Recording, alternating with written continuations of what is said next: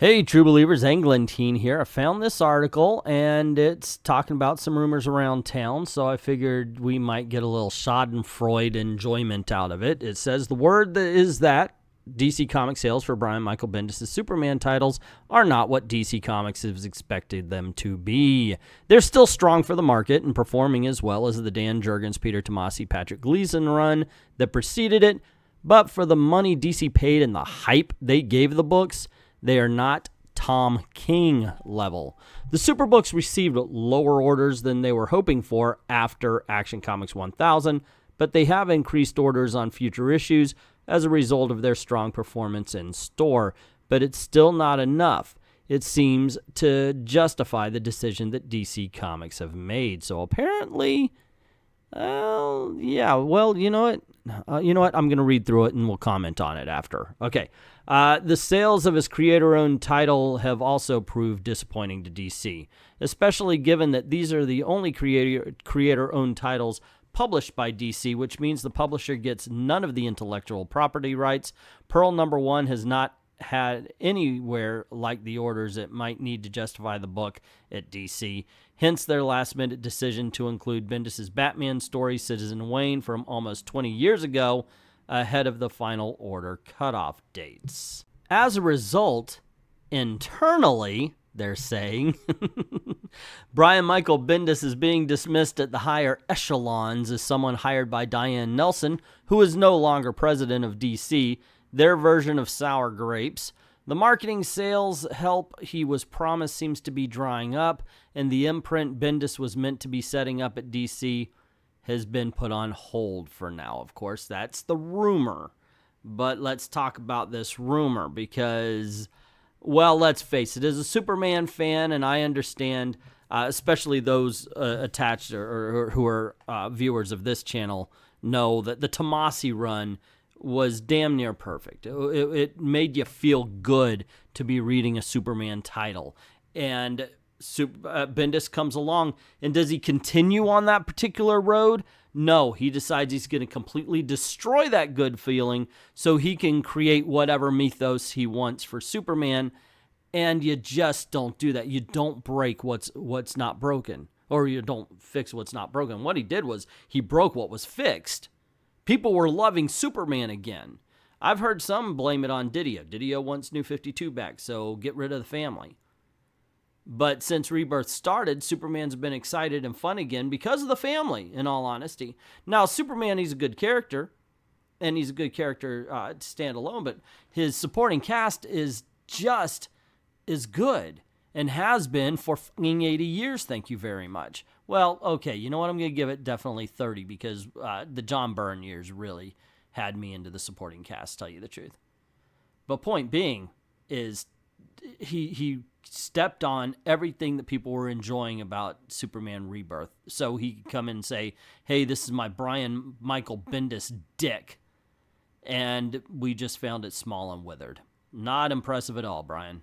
Not impressive at all. But I guess now DC's going to know. Now DC's understanding. He is not the fucking name. Maybe they'll get the cue and they'll get the hint with Kelly Sue DeConnick or anybody else they bring from Marvel. They're not impressive. Their name's over there because Marvel goes, no, I love them, but not the readers. The readers aren't doing that. The readers haven't backed Brian Michael Bendis in years, from what I understand. It's not exactly, I mean, come on. How could you see Riri Williams and say, hey, you know what? That's what we want on Superman. I mean, they weren't in need of talent. They just weren't. Tomasi had this.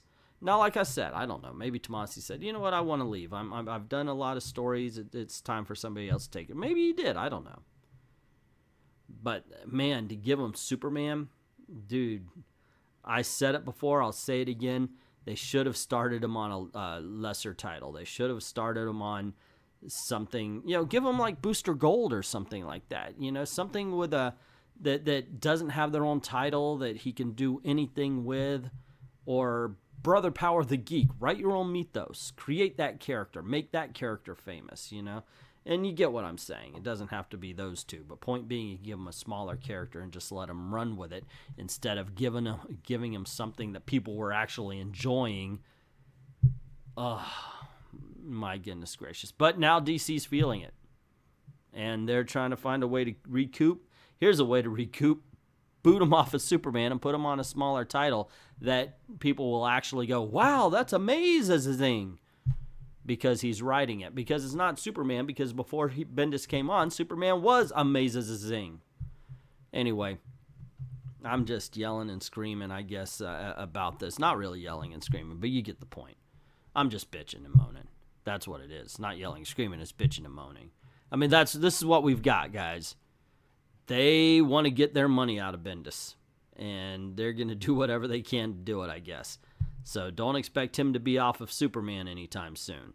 Because I've been around Warner Brothers and DC Comics long enough to know that they will throw good money after bad, hoping that things change, when we all know the old saying, crazy is doing the same thing over and over again and expecting different results.